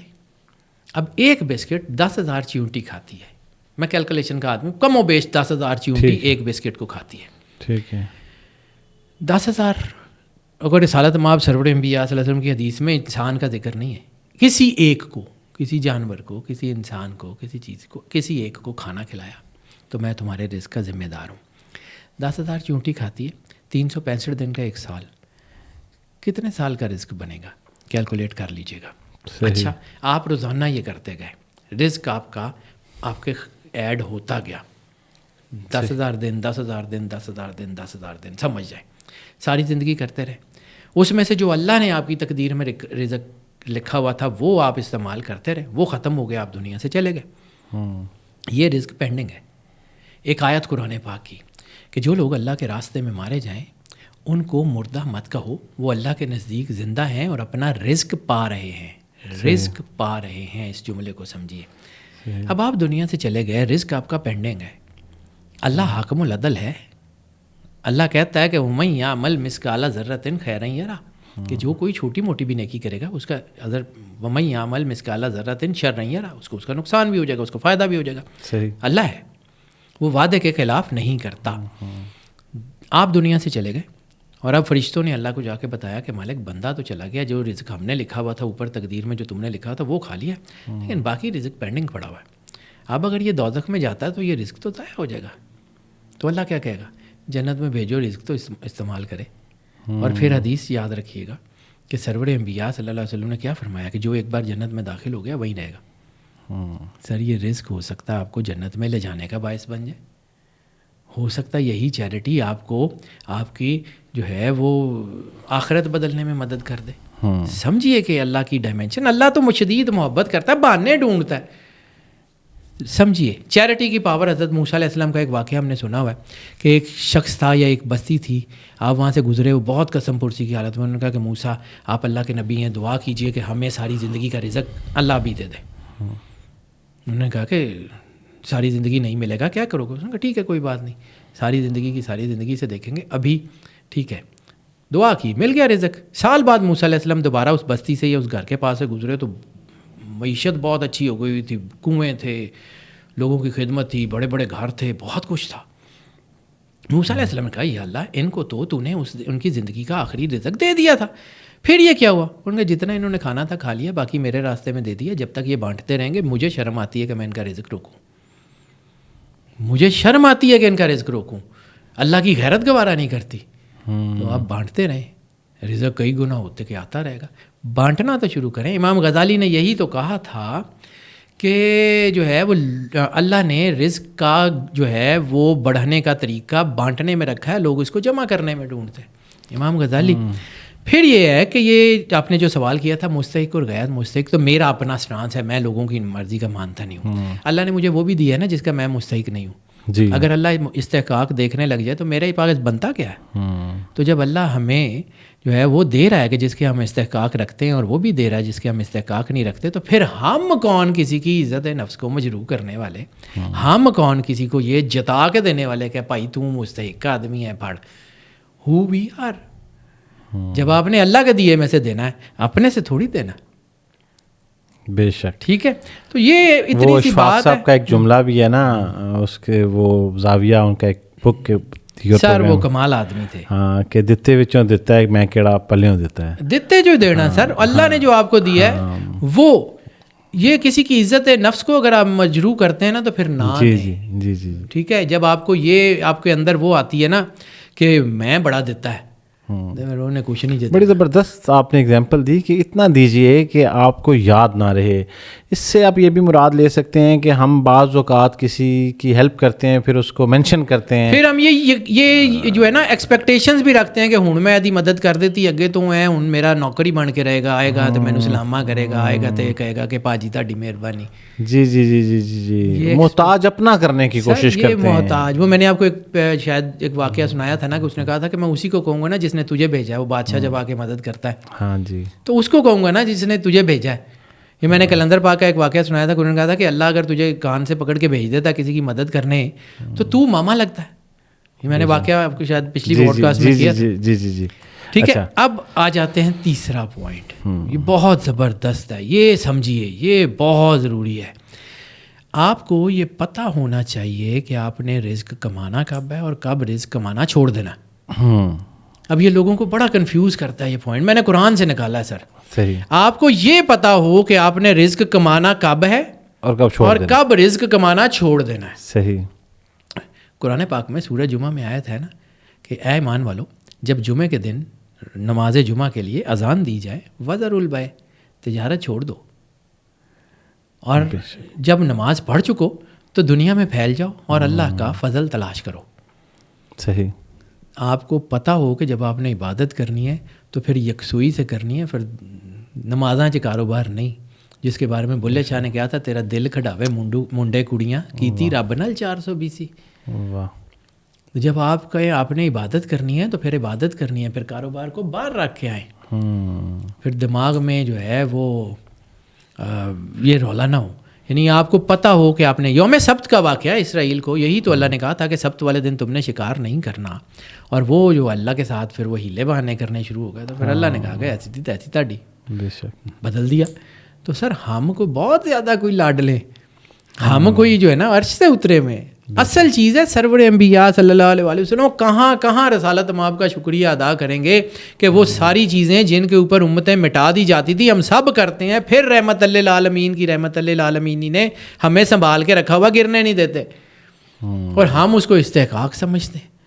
ہم اس کو سمجھتے ہیں کہ استحقاق ہے اپنا. کہ جب اللہ نے آپ کو جو ہے یہ موقع دیا ہے نا تو پھر اللہ کو اپنی چیزوں میں شامل کر لیجئے. ایک تو چیریٹی کی میں نے بات کی, دوسرا پارٹنرشپ. سمجھیے ہم ہر چیز کی پارٹنرشپ ڈیڈ کرتے ہیں کہ یار یہ پارٹنر ہے, یہ اتنے % پارٹنر تحریر کر لیتے ہیں, تحریر کرتے ہیں نا. ہاں جی بالکل. اللہ کے ساتھ آج تک کبھی تحریر کی؟ اللہ کو کبھی تحریری پارٹنر بنانے کی کوشش کی؟ کیا طریقہ ہے؟ 70% آپ کا, 80% آپ کا, 90% آپ کا. یعنی آپ نے پارٹنرشپ کی, 4 بندے ہیں, 20% اس کا, 20% اس کا, 20% اس کا, اور جو ہے باقی کا یہ جو ہے نا یہ 40% اس کا. 4 پارٹنر ہیں. اب کہیں آپ اس ڈیڈ میں کرتے ہیں تو سب کی اپنے اپنے رولز ڈیفائن ہوتے ہیں. بے شک ہر ایک کا رولز کہ یہ بندہ یہ کرے گا, یہ بندہ یہ کرے گا, یہ بندہ یہ کرے گا پارٹنرشپ ڈیڈ میں. تو کہیں آپ کبھی اس بات کو سمجھیے کہ اگر اس میں اے پارٹنر, اے از دا اللہ, اس کو 1% کا, چلیں بہت زیادہ نہ سی, 1% کا پارٹنر بنا لیں تو 99 آپ کا, 1 اللہ کا. اب آپ نے اس کو آفیشیلی پارٹنر بنا لیا ہے, آفیشیلی آپ کے اکاؤنٹ سے وہ 1% نکلے گا تو اللہ کے راستے میں جائے گا. ٹھیک ہے, ٹھیک ہے. ہر بندے نے اپنی ذمہ داری ادا کرنی کہ اللہ نہیں کرے گا. بالکل. آپ کا 1% اللہ اتنا سفیشینٹ کر دے گا کہ وہ کئی گھروں کی مدد کرے گا. جب 1% آپ کا اتنا بڑھ جائے گا تو 99 آپ کا اپنا ہے وہ کتنا بڑھے گا. کبھی اللہ کو آفیشیلی اپنے ساتھ شامل کیجئے تو آپ کو آئیڈیا ہو کہ اللہ آفیشیلی کرتا کیا ہے. ہم تو اللہ کو ان آفیشیلی مانتے ہیں, آفیشیلی تو ہم اللہ کو مانتے نہیں. کسی ڈیڈ میں آج تک کسی نے اللہ کو پارٹنر بنایا آفیشیلی کہ مالک ٹھیک ہے تو رب ہے, آفیشیلی آج سے میرے کاروبار کا تو پارٹنر ہے, بس تو اتنا کریں کہ مہربانی کریں و برکت رکھی. اچھا یہ برکت کے کانسیپٹ کے اوپر بھی ذرا واضح کریں کہ بہت سارے لوگ کہتے ہیں کہ جی ہم ہمارے پیسے میں, مال میں برکت دیں گے. ٹھیک ہے, تو یہ برکت کا ہونا اس کا کیا اللہ کا مفہوم ہے؟ ہونا، جیسے ابھی میں نے آیت پڑھی سورہ جمعہ کی، اور زمین پہ پھیل جاؤ اور اللہ کا فضل تلاش کرو. فضل، کرم، برکت، رحمت، شفقت یہ کلو گزوں میٹروں میں نہیں ہوتی. اتنے کلو برکت آ گئی، اتنے کلو فضل آ گیا، اتنے کلو رحمت آ گئی، اتنے گز، اتنے لیٹر رحمت آ گئی. یہ کلو گزوں میٹروں میں نہیں ہے. یہ میں بات کرتا ہوں کہ برکت تعداد اور مقدار کی محتاج نہیں ہے. برکت یہ ہے کہ آپ کے پاس جتنا پیسہ ہے وہ آپ کی ضروریات کے لیے سفیشینٹ ہے. اب آپ نے فرض کیا کہ کسی کام کے لیے پیسے رکھے ہوئے، گھر میں آ گئی بیماری، وہ پیسے لگ گئے بیماری پہ، پیسہ تو آپ کے کام ہی نہیں آیا. بالکل برکت نہیں تھی. اور وہی آپ نے پیسے کسی کام کے لیے رکھے ہوئے ہیں، جو میں نے ابھی کہ سیل لگ گئی، آپ نے اس سے زیادہ کام کر لیا. تو یہ برکت ہے اللہ کا آپ کے ساتھ شامل حال ہونا. وہی تو میں آپ کو بتا رہا ہوں کہ اگر آپ آفیشیلی اللہ کو اپنے ساتھ اپنی زندگی میں رکھ لیں گے تو آپ کی چیزیں ٹھیک ہو جائیں گی. اچھا، یہ اس کے ساتھ ساتھ ایک اور بڑی اہم چیز ہے جس کے بارے میں لوگ بڑے کنفیوز رہتے ہیں اس کو لے کے، وہ ہے توکل. توکل پہ آگے چلتا ہوں سر. پہلے میں فضل سمجھا لوں. میں اس کو اگر یہیں پہ چھوڑ دوں گا نا، میں نے آپ کو کہا کہ انسانیت میں وہ اللہ کی صفات آتی ہیں. اور ابھی آپ سے بات کرتے ہوئے ان آفیشیل میں نے ایک اپنی زندگی کا ایک واقعہ سنایا کہ میں نے چھوٹی چھوٹی چیزوں سے اللہ سیکھا ہے. ٹھیک ہے، اور وہ ہے اللہ کا احساس. حدیث ہے سرور انبیاء صلی اللہ علیہ وآلہ وسلم کی کہ اگر تمہیں اس بات کا یقین ہو جائے کہ اللہ تمہارے ساتھ ہے تو اس بات سے بے خبر ہو جاؤ کہ کون کون تمہارے مخالف ہے. حالات مخالف ہیں، مشکلیں ہیں، چیزیں ہیں، کام نہیں ہوتے، لوگ مخالف ہیں، ہر چیز ہے. اگر تمہیں اس بات کا یقین ہو جائے کہ اللہ تمہارے ساتھ ہے تو میں نے آپ کو کہا میں نے زندگی میں بڑی چھوٹی چھوٹی چیزوں سے سیکھا. اب لوگ میرے پہ بات کرتے ہیں کہ جی آپ یہ بات کر دیتے ہیں، تو لیکن میں کرنا چاہوں گا اس بات کو. میری زندگی میں بڑی چھوٹی چھوٹی چیزوں میں سے ایک کتا ہے، اور میں اس کتے کا احسان ماندوں کہ جس نے مجھے اللہ کے ساتھ جڑنا سکھایا. اور بالکل سیریس بات کروں، بالکل 100%. ہم سرائکی بیلٹ کے لوگ ہیں، کچھ ہمارے وہاں پہ لوگوں نے کتے رکھے ہوتے ہیں، ڈیروں میں اکثر ہوتے ہیں. ہمارا ایک دوست ہے، بہت اچھا ذمہ دار ہے، بڑا ہے، اس نے کتا رکھا ہوتا تھا. ٹھیک ہے، بچپن سے اس نے اس کتے کو پالا تھا. راٹ وائلر، بڑا خوبصورت قسم کا، بڑا درندہ ٹائپ کا کتا. اور میں نے اس کو 2-4 دفعہ کتے کو آبزرو کیا. جب اس کے مزاروں نے اس کی زنجیر پکڑی ہوتی تھی نا تو کتا ایسے کر کے چلتا تھا، گردن جھکی ہوئی، پتہ ہی نہیں لگتا تھا کہ یہ ہے. لیکن جس وقت وہ خود جس نے اس کو پالا تھا وہ اس کی زنجیر پکڑ لیتا تھا نا، تو پنجابی دے ساڈے اتنے کہتے ہیں کہ کتے دی ٹور بھی بدل جاندی سی تو کتے دا ٹور بھی بدل جاتا سی. اس کا پیر رکھنا بتاتا تھا کہ میں کچھ ہوں، گردن تنی ہوئی ایسے. صرف میں نے 4-5 دفعہ اس کتے کو آبزرو کیا کہ یہ کرتا کیا ہے. 4-5 دفعہ جب میں نے اس کو آبزرو کیا کہ جب یہ مالک زنجیر پکڑتا ہے تو اس کا ایٹیٹیوڈ اور ہے، نوکر زنجیر پکڑتے ہیں تو اور ایٹیٹیوڈ ہے. پھر کسی نے اندر سے بول کے بتایا کہ کتے نو پتہ ہے اللہ دے نال، مالک وہ دے نال ہے، تینوں اج تک یہ یقین نہیں آیا کہ اللہ تیرے نال ہے. اس دن سے پھر جب مجھے یہ یقین آ گیا نا کہ اللہ ساتھ ہے، تو پھر اس دن سے میری بھی ٹور بدل گئی تو ٹور بھی بدل گئی. پھر مجھے اس بات کا یقین ہے کہ اللہ ساتھ ہے، پھر حالات مخالف ہے. اس دن مجھے اس حدیث کا مفہوم سمجھ آیا کہ اگر تمہیں اس بات کا یقین ہو جائے کہ اللہ تمہارے ساتھ ہے تو اس بات سے بے خبر ہو جاؤ کہ کون کون تمہارے مخالف ہے. مجھے اس جانور نے سکھایا تھا، اور میں اشرف المخلوق کا دعویٰ کرتا ہوں، مجھے اس نے بتایا تھا کہ مالک اگر زنجیر پکڑ لے تو فرق کیا پڑتا ہے. واہ، ٹھیک ہے. جس دن آپ کو یہ یقین ہو گیا کہ اس دن جب آپ نے یہ شروع کر دیا. اب دیکھیں ایک اور چیز میں اسی ضمن میں نا ایک واقعہ سنانا چاہتا ہوں کہ آپ کا جو ہے وہ حالات اللہ کے ساتھ جب جڑتے ہیں تو کیا ہوتا ہے. اور دوسرا سوال آپ نے جو توکل کا کیا تھا، اب یہ چوتھا جو ہے یہ ٹرسٹ ان گاڈ، کہ اللہ پہ یقین کیا ہے اور توکل کیا ہے. اب یہیں سے یہ ساری چیزیں انٹر لنکڈ ہیں، یہ علیحدہ علیحدہ بھی ہیں لیکن یہ ایک دوسرے سے جڑی ہوئی ہیں کیونکہ دین کامل ہے. صحیح. انسانیت کا دوسرا نام اسلام ہے. کیونکہ توکل کے بارے میں نے اس لیے پوچھا کہ بہت سارے لوگ جو ہے کہ وہ کہتے ہیں پھر اسباب کی کیا ضرورت ہے، پھر اللہ پہ ہی توکل کر کے بیٹھ جاتے ہیں میں ایگزیکٹلی اور ہمارے پاس چیزیں آ جائیں گی. ایسے ہی ہے، آ بھی سکتی ہیں لیکن معجزے سب کے لیے نہیں ہوتے. اللہ نے ایفرٹس لگائے ہوئے ہیں. اللہ ہر چیز کا کار ساتھ. میں نے آپ کو کہا تھا نا کہ وہ کن کہہ کے کائنات بنا سکتا تو کن کہہ کے جان کیوں نہیں نکالتا. پھر اسرائیل کو کیوں مقرر کیا ہوا ہے جان نکالنے کے لیے؟ وہ کن کہہ کے سب کچھ دے سکتا ہے، وہ من سلوا نازل کر سکتا ہے، تو پھر ہمیں کیوں کہتا ہے کہ جاؤ اگاؤ اور کماؤ؟ پھر ہمیں کیوں کہتا ہے؟ یہ اس کا بنایا ہوا سسٹم ہے. توکل کو سمجھیے, توکل کتنا بڑی چیز ہے. اس توکل کا ایک واقعہ میں نے پہلے بھی کئی جگہ سنایا ہے, اور یہ واقعہ شاید میرے دل کے اوپر لکھا ہوا ہے. چند چیزیں, میں نے بہت کچھ پڑھا, توفیق اللہ کی تھی, لیکن اس میں سے کچھ چیزیں نا میرے دل پہ لکھی ہوئی ہیں, جو میں شاید قیامت والے دن جو چیزیں اللہ کو پیش کروں گا نا اپنے اندر سے نکال کے, تو اس میں کچھ چیزیں یہ بھی ہوں گی. اللہ کو یہ واقعہ نکال کے سامنے رکھوں گا کہ مالک اے میری زندگی دا موٹو کوشش کی ہے میں نے. حضرت موسیٰ علیہ السلام, ان کے دور میں 2 بھائی ہیں, ایک ماں باپ کی اولاد ہے, ایک ہی جگہ رہتے ہیں, دونوں مچھیرے ہیں, ایک ہی جگہ جال ڈالتے, صحیح, ایک ہی وقت میں جال ڈالتے. ایک کا جال جب سمندر سے واپس آتا ہے تو اس کے جال میں ایک بھی مچھلی اور ہونے کی جگہ ہی نہیں ہوتی, یعنی پورا مکمل فل ہوتا ہے. اور دوسرا بھائی اسی جگہ پہ جال ڈالتا ہے, اس کے جال میں کبھی 3 یا 4 سے زیادہ مچھلیاں نہیں پھنستی. صحیح. ایک بھائی اس میں سے بہت نیک و کار ہے, بہت عبادت گزار ہے, یا عبادت گزاری کا دعویٰ کرنے والا ہے, ٹھیک ہے, اور ایک گناہ گار ہے میرے جیسا, مطلب میرے جیسا تو نہیں ہوں, میرے سے تو کروڑ درجے اچھا ہوگا, میں تو کائنات کا سب سے زیادہ گناہ گار آدمی ہوں, مالک معاف فرمائے.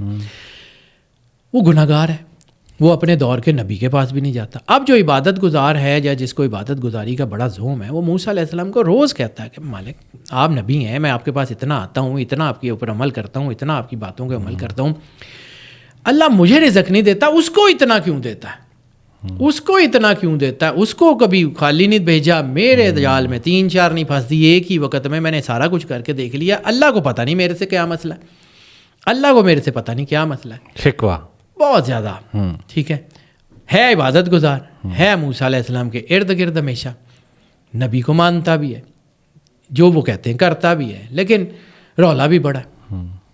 ایک دن اس نے موسیٰ علیہ السلام کو زچ کر دیا کہ موسیٰ اب کوہ طور پہ جائے گا تو اللہ کو کہیے گا کہ مجھے کیوں رزق نہیں دیتا اور اس کو اتنا کیوں دیتا, مجھے جواب لے کے دیں اللہ سے. موسیٰ علیہ السلام نے کہا اچھا چلو جاتا ہوں تو اللہ سے بات کرتا ہوں. کوہ طور پہ چلے گئے.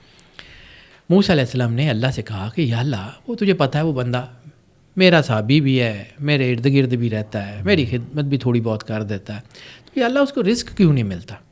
تو جواب آتا ہے کہ موسیٰ اس کا جواب ضرور دوں گا, فرشتے کو بھیج کے دوں گا, لیکن ابھی آپ نے میرا کام کرنا ہے. نیچے جائیے تو دونوں بھائیوں کی طرف جائیے اور ان کو کہیے کہ جب میں کوہ طور سے اتر رہا تھا تو میں نے سوئی کے نکے سے اونٹ گزرتے ہوئے دیکھا. بائبل کی بھی ایک ورس ہے کہ he the God who can pass the camel through the needle hole. وہ جو ہے وہ سوئی کے نکے سے اونٹ گزار سکتا ہے, نیڈلز ہول میں سے اونٹ گزار سکتا ہے. تو موسیٰ علیہ السلام نیچے آئے تو وہ بندہ پہلے ہی کھڑا تھا. اب وہ کوہ طور سے اترے ہیں تو وہ سامنے ہی کھڑا ہے. اس نے کہا بس موسیٰ علیہ السلام اللہ نے کیا جواب دیا بتائیں؟ انہوں نے کہا اللہ نے کوئی جواب نہیں دیا. اب اللہ نے کوئی جواب نہیں دیا تو اور چڑھ گیا کہ اللہ تو ایسے ہی کرتا ہے, ہم اتنی عبادت کرتے ہیں, ہماری عبادت بھی نہیں سنتا, ہمیں اتنا کچھ دیتا نہیں ہے, میرا ہی رزق بند کیا ہوا ہے, میں نے کیا کر دیا, میں نے کیا وہ کر دیا, اور چڑھ گیا. موسیٰ علیہ السلام کو حکم نہیں تھا جواب دینے کا تو نہیں دیا آپ نے جواب. موسیٰ علیہ السلام نے کہا اچھا چل چھوڑ یار, جو اللہ نے نہیں دیا دے دے گا. میں آج ایک عجیب سی چیز دیکھی کہ میں اوپر سے آ رہا تھا تو سوئی کے نکے سے اونٹ گزر رہا تھا. اس نے کہا موسیٰ آپ اتنے اولو العزم جلیل القدر نبی, اتنا سا سوئی کا نکا اتنا بڑا اونٹ گزر کیسے سکتا؟ آپ کو یہ باتیں زیب دیتی ہیں. موسیٰ علیہ السلام آگے بڑھ گئے, حکم تھا کہ اس کو کوئی جواب نہیں دینا. آگے بڑھے تو اس بھائی کے گھر گئے جو گناہ گار تھا. اس نے دور سے اللہ کے نبی کو آتے ہوئے دیکھا. اس کی جو ہے نا وہ ایک دم سے تمام چیزیں اس کی الرٹ ہو گئی. اس نے کہا اللہ کا نبی میرے گھر, میں گناہ گار, بھاگتا ہوا گیا ہے. حضرت موسیٰ علیہ السلام کی جو تکریم کرنی تھی اس دور میں, جو بھی تھا, پاؤں پہ ہاتھ لگانا یا کچھ بھی تھا ایکس وائی زیڈ, جس طرح بھی, یا گھٹنوں پہ ہاتھ لگانا ہے, جس طرح بھی اس نے موسیٰ علیہ السلام کی پوری تکریم کی. اس نے کہا موسیٰ آپ اللہ کے نبی ہیں, جلیل القدر نبی ہیں, میں گناہ گار آدمی ہوں, میں تو کبھی آپ کے پاس بھی کم آتا ہوں, آپ میری طرف آپ مجھے حکم کر دیتے میں آ جاتا. انہوں نے کہا نہیں اللہ نے کہا ہے کہ تیرے گھر جانا. اس نے کہا اللہ نے کہا ہے میرے گھر جانا ہے. وہ پریشان ہو گیا, آنکھوں میں آنسو بھی آ گئے. اس نے کہا کہ اللہ نے, میں تو گناہ گار آدمی ہوں. اس نے کہا اچھا ایک کام کیجیے, آپ نبی ہیں, آپ تشریف لے آئے ہیں, میرے لیے اس سے بڑی عزت کی بات اور کوئی نہیں ہو سکتی. اللہ نے اگر کہا نا میرے گھر آنا ہے, پہلے کھانا کھائیے, میں آپ کی ساری بات سنوں گا, لیکن پہلے آپ کھانا تناول فرمایا, بٹھایا, موسیٰ علیہ السلام کے ہاتھ پاؤں دھلائے, کھانا آگے رکھا, موسیٰ علیہ السلام کھانا کھاتے رہے, وہ پنکھا چلتا رہا, صحیح, پیچھے کھڑا رہا. موسیٰ علیہ السلام نے جو ہے وہ جب کھانا کھا لیا تو اسے کہا کہ آج میں نے عجیب سی چیز دیکھی, میں اوپر سے آ رہا تھا تو میں نے دیکھا کہ سوئی کے نکے میں سے اونٹ گزر رہا ہے. اس نے کہا کہ موسیٰ علیہ السلام آپ اللہ کے سچے نبی ہیں, آپ جو دیکھا ہے حق دیکھا ہوگا, صحیح, مجھے کوئی شک ہی نہیں ہے, آپ نے جو دیکھا ہوگا وہ بالکل شک دیکھا. اور دوسرا, اللہ تو اتنا کارساز ہے, وہ سوئی کے نکے سے پوری کائنات گزار دے, اونٹ تو چیز ہی کوئی نہیں ہے. جب اس نے یہ جملہ کہا نا تو فرشتہ وہی آ گیا. اس نے کہا اب پتہ لگا اس کو رزق زیادہ کیوں دیتے ہیں اور اس کو کم کیوں دیتے ہیں. وہ اپنی عبادت کا صلہ مانگتا ہے, جتنی کرتا ہے اتنی دے دیتے ہیں. یہ ہم پہ توکل کر کے جال پھینکتا ہے. اللہ کو اس بات سے غیرت آتی ہے کہ یہ جو ہے اس کو جو ہے وہ رزق کم دے, اس لیے رزق نہیں آتا. توکل, اس سے بڑا جملہ مجھے نہیں پتا, مجھے اس کا. اور اللہ کہتا ہے نا کہ ہم نے ہر چیز کا, ایک آیت ہے سورہ طلاق کی آیت نمبر 2 اور 3, اور جو اللہ اور آخرت کے دن پہ ایمان رکھتا ہے اور وہ اللہ سے ڈرتا ہے تو اللہ یعنی تقویٰ رکھتا ہے, اللہ اس کے لیے اس کی مشکلات سے نکلنے کا راستہ بنا دے گا اور اس کو وہاں سے رزق دے گا جہاں سے اس کا گمان بھی نہیں ہے. اور جو اللہ پہ بھروسہ کرے تو اللہ اس کے لیے بہت کافی ہے. سورہ طلاق کی آیت نمبر 2 اور 3, اس کو سمجھیے. اور پھر آگے ہے کہ بے شک اللہ نے ہر چیز کی ایک مقدار اور اس کا جو ہے وہ احاطہ کر رکھا ہے. اب سمجھیے کہ جب آپ اللہ کے قریب ہوں تو اللہ مسبب الاسباب ہے, اور مسبب الاسباب. یہاں ایک اور واقعہ سناتا ہوں جی, چھوڑیں.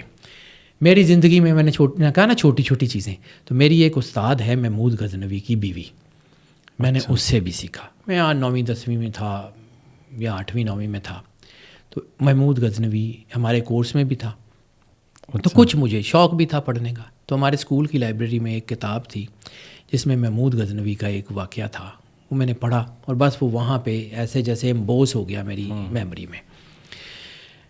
محمود غزنوی نے جب انڈیا فتح کیا, بہت زیادہ مال دولت ملا, تو اس نے اپنے جو قریبی لوگ تھے ان کو کیا کہا کہ میرے اکٹھے ہو جائیں اپنے دیوان میں جہاں وہ علیحدہ بیٹھتا تھا. اپنے قریبی لوگ جو غلام تھے, کیونکہ محمود غزنوی سمجھیے محمود غزنوی اکیلا تھا, باپ نہیں تھا, بہن بھائی کوئی نہیں تھے, وہ اکیلا تھا. وہ مطلق العنان ایک ہی بادشاہ تھا, اکیلا تھا, اس کے ساتھ کوئی اس کے وہ باقی نہیں تھے. اس وقت وہ جوان بھی تھا. اس نے اپنا خزانہ زمین پہ بکھرایا اپنے دربار میں اور کہا جس کو جو چاہیے اٹھا لے. سارے لوگ کو سونا اٹھا رہا تھا, کوئی ہیرے اٹھا رہا تھا. محمود غزنوی ہر ایک کی حرکت کو آبزرو کر رہا تھا. ایک کنیز پیچھے کھڑی ہوئی, وہ اپنی جگہ سے ہلی بھی نہیں. اس نے آنکھ اٹھا کے مال کو, دولت کو, سونے کو, ہیرے جواہرات کو دیکھا بھی نہیں. محمود غزنوی نے دیکھا کہ سارے لوگ اٹھا رہے ہیں, یہ اپنی جگہ سے نہیں ہلتی, یہ کون ہے؟ اس نے پیچھے مڑ کے دیکھا, اس نے کہا تجھے کچھ نہیں چاہیے؟ اس نے کہا ہاں چاہیے, آپ سلطان ہیں, بادشاہ ہیں, اتنے بڑے ایمپرر ہیں, مجھے چاہیے لیکن یہ نہیں چاہیے یہ جو آپ نے یہاں بکھرایا. محمود غزنوی نے کہا کہ میں بادشاہ ہوں, میں اتنے بڑے ہندوستان کا, اتنی بڑی سلطنت کا بادشاہ ہوں, تم کیا سمجھتی ہو کہ میں تمہاری خواہش پوری نہیں کر سکتا؟ تم کنیز ہو, بولو جو کہو گی میں دوں گا. تو نے کہا اگر آپ یہ کہتے ہیں کہ جو آپ کہیں گے وہ دیں گے تو وعدہ کیجیے. اس نے کہا میں وعدہ کرتا ہوں کہ جو تم کہو گی وہ دوں گا. محمود غزنوی کے کندھے پہ ہاتھ رکھ کے اس کنیز نے کہا مجھے آپ چاہیے. تاریخ نے پھر یہ جو ہے وہ منظر دیکھا کہ وہ عورت محمود غزنوی کی بیوی کی حیثیت سے تخت پہ بیٹھی, مسعود غزنوی کی ماں کی حیثیت سے تخت پہ بیٹھی, ابراہیم غزنوی کی دادی کی حیثیت سے تخت پہ بیٹھی.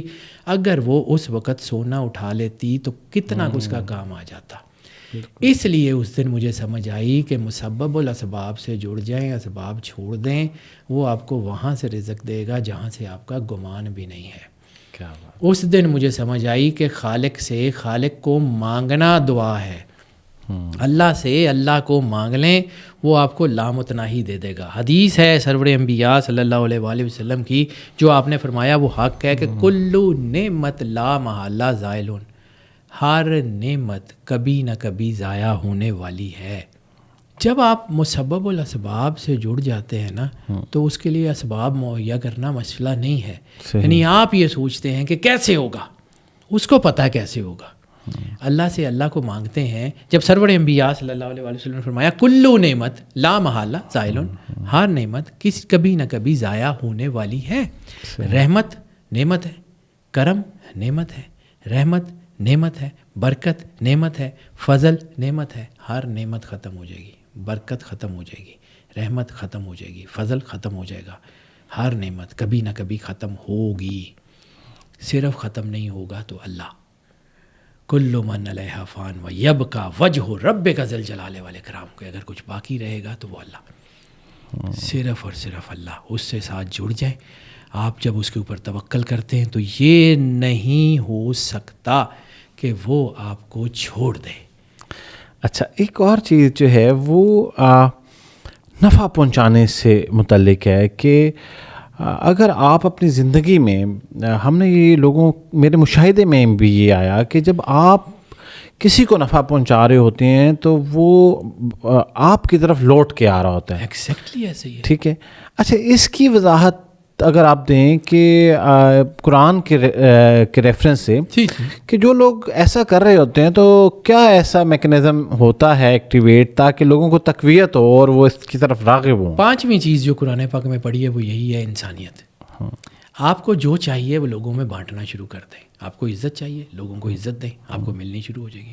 آپ کو دولت چاہیے، لوگوں کو بانٹ دیں، یہ ملنی شروع ہو جائے گی. آپ کو جو ہے وہ جو کچھ چاہیے وہ لوگوں کو بانٹ دیں.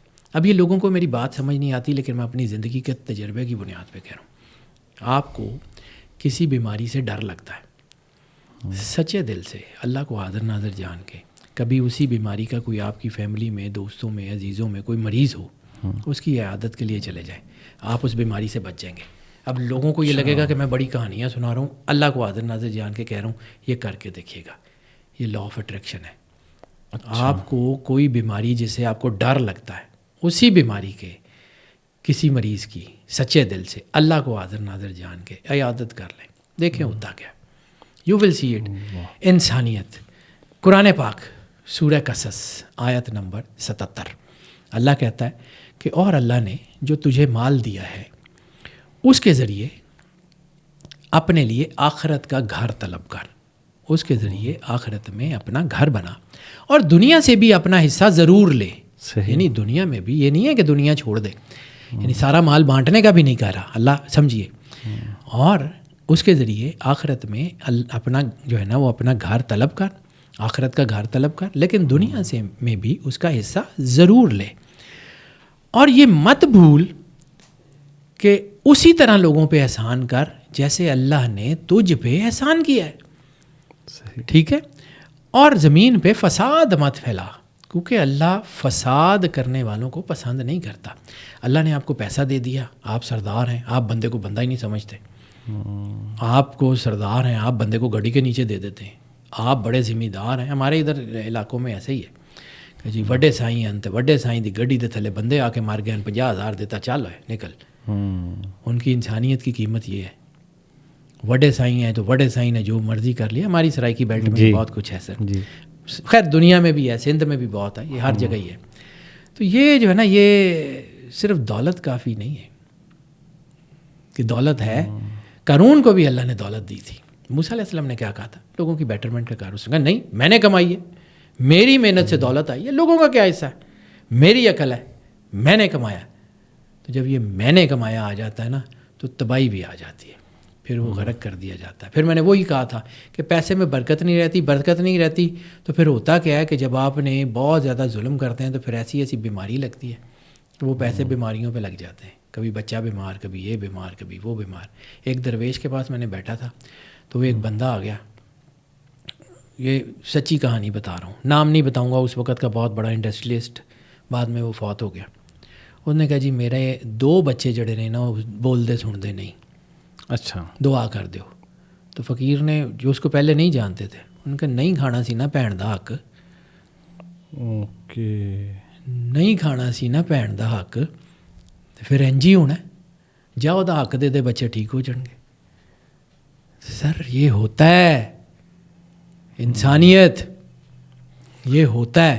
میں ایک بہت بڑے انڈسٹریلسٹ کو جانتا ہوں کہ وہ جو ہے وہ ان کی بہت ہی طبیعت خراب رہتی تھی. یعنی اس دور میں وہ کچھ کھا ہی نہیں سکتے تھے, صرف وہ تھوڑی سی وہ بھگو کے وہ دال وال کھاتے تھے, اور کچھ نہیں تھے. نام نہیں بتاؤں گا, یہ بھی قلندر پاک بابا صفدر علی بخاری رحمۃ اللہ علیہ کاکیاں والی سرکار کے دور کا واقعہ, اور اس دور کے وہ بڑے مشہور آدمی تھے. بس پھر ایک دن وہ آ گئے قلندر پاک کے پاس, تو قلندر پاک نے ان کو کہا کہ اچھا یہ بابا, ان کا نام لے کے کہا کہ یہ کھاؤ. اس نے کہا جی میں تو کھا ہی نہیں سکتا. آپ نے روٹی کا وہ نوالا بنایا, اس کے منہ میں ڈالا, کچھ نہیں ہوتا, کھا لیا. اس وقت اس کی طبیعت ٹھیک رہی. پھر دوپہر کو آئے تھے, کھانا کھلایا, پھر رات کو بھی انہوں نے کھانا کھا لیا, طبیعت ٹھیک رہی. رات کو وہ رونے لگ گئے. خیر اس کے پیچھے میں پوری کہانی, وہ کہاں گئے کیا گئے, وہ پورا واقعہ میں کٹ شارٹ کر رہا ہوں. رات کو وہ بندہ, میں نے اس کو پھوٹ پھوٹ پہ روتے ہوئے دیکھا کہ آج 19 سال کے بعد میں نے روٹی کھائی ہے, یہ آپ نے کیا کیا ہے, آپ کی مہربانی, مجھے بتائیں وجہ کیا ہے. تو پھر قلندر پاک نے اس کو کہا کہ وہ جو تو نے اپنے بہن بھائیوں کا سارا حق کھایا ہوا ہے نا, وہ تجھے رزق نہیں جانے دے رہا, جا ان کو واپس کر. اللہ نے یہ تجھے موقع دیا ہے, جا کے ان کا حق ان کو دے اور معافی مانگ, یہ طبیعت ٹھیک رہے گی تیری. تو یہ واقعات ہوتے ہیں سر, بے شک. انسانیت سب سے بڑی چیز ہے. یہ خوشحالی, وہ جو واصف صاحب کا جملہ میں نے کہا تھا کہ خوشحالی جو ہے نا, یہ اس وقت آتی ہے جب اپنے حال پہ آپ خوش ہوتے ہیں. اور یہ یاد رکھیے گا, 2 طرح اللہ امتحان لیتا ہے, ایک دے کے اور ایک لے کے. جن سے لے کے امتحان لیتا ہے نا, ان کے نام بڑے خوبصورت ہیں, ابراہیم, یعقوب, ٹھیک ہے, ایوب, ان کے نام بڑے خوبصورت ہیں. اور جن کو دے کے امتحان لیتا ہے نا, ان کے نام بڑے ظالم ہیں, فرعون, نمرود, یزید, شداد, قارون. سر اللہ رحم ہی کرے, اللہ دے کے نہ آزمائے, لے کے آزما لے, وہ ہوتا ہے. یہ اللہ جو ہے نا, یہ آپ سمجھتے نہیں ہیں. یہ بس میں آپ کو وہی تو کہتا ہوں کہ یہ اللہ سے اللہ کو مان لیں. آپ لوگوں کو آئیڈیا نہیں ہے, میں یہ لوگوں کو سمجھاتا ہوں. لوگ کہتے ہیں نہیں جی حرام میں تو حرام تو بڑی تیزی سے بڑھتا ہے. سر حرام مال نسلیں کھا جاتا ہے آپ کی. حرام مال وہ درندہ ہے جو آپ کی نسلوں کو کھا جاتا ہے. میں نے بڑے بڑے لوگ دیکھے ہیں. یہ ریسنٹ ایک سٹوری تھی بہت مشہور پولیس والے کی, کہ وہ بیچارہ جس کے نام سے لوگ کانپتے تھے, وہ اولڈ ہاؤس میں پڑا ہوا ہے. یہ قدرت کا انتقام ہوتا ہے. یہ حرام کا مال نسلیں کھا جاتی ہے. ایک واقعہ سناتا ہوں چھوٹا سا, اس کے بعد اس کو کنکلوڈ کرتا ہوں. مجھے یاد آ گیا, حضرت نظام الدین اولیاء کے پاس ایک بندہ آ گیا. اس دور کا بڑا عالم تھا. صحیح. وہ آ گیا اور آپ کو کہتا ہے کہ حضرت میں نے آپ سے کوئی کرامت نہیں دیکھی, میں یہاں پہ رہا ہوں, میں نے سارا کچھ دیکھا, لیکن آپ سے کرامت نہیں دیکھی, تو میں جا رہا ہوں. آپ نے کہا ٹھیک ہے, بے شک تشریف لے جائیے. وہ نکلنے لگا تو اسے کہا کہ آپ بھی مت جائیے, صبح چلے جائیے گا, آپ نے جس راستے پہ جانا ہے وہاں پہ جو ہے وہ ڈاکوؤں کا خطرہ ہے, تو نقصان ہو جائے گا. اس نے کہا جی ٹھیک ہے, اچھا چلیں, میں نے آپ سے کوئی کرامت تو نہیں دیکھی, کوئی نصیحت کر دیں. تو حضور نظام الدین اولیاء کے ملفوظات میں یہ واقعہ ایز اٹ از لکھا ہوا ہے. آپ نے کہا اچھا, اپنی زندگی میں ایک چیز یاد رکھنا, اگر اللہ کو اپنے جیسا نہیں سمجھ سکتے تو اللہ کو اپنے سے کمتر بھی مت سمجھنا. وہ اوفینڈ ہو گیا. اس نے کہا یہ کیا بات ہوئی کہ اللہ تو اللہ ہے, تو میں کیسے کمتر سمجھ سکتا ہوں یا اپنے جیسا کیسے سمجھ سکتا ہوں. انہوں نے کہا اچھا چلو, اس کا جواب تو میں صبح دوں گا.